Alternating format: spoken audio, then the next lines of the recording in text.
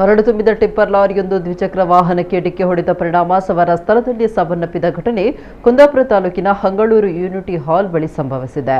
ಕೃಷ್ಣಮೂರ್ತಿ ಅಡಿಗ ಬೀಜಾಡಿ ಮೃತ ವ್ಯಕ್ತಿ.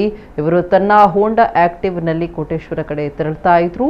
ಈ ವೇಳೆ ಅದೇ ಮಾರ್ಗದಲ್ಲಿ ಸಾಗ್ತಾ ಇದ್ದ ಟಿಪ್ಪರ್ ಡಿಕ್ಕಿ ಹೊಡೆದಿದ್ದು, ಡಿಕ್ಕಿಯಾದ ರಭಸಕ್ಕೆ ಸವಾರ ರಸ್ತೆಗೆ ಬಿದ್ದು ತಲೆಗೆ ಗಂಭೀರ ಗಾಯಗೊಂಡು ಸ್ಥಳದಲ್ಲಿಯೇ ಮೃತಪಟ್ಟಿದ್ದಾರೆ ಅಂತ ತಿಳಿದು ಬಂದಿದೆ. ಪೊಲೀಸರು ಸ್ಥಳಕ್ಕೆ ಆಗಮಿಸಿ ಪರಿಶೀಲನೆ ನಡೆಸಿದ್ದಾರೆ.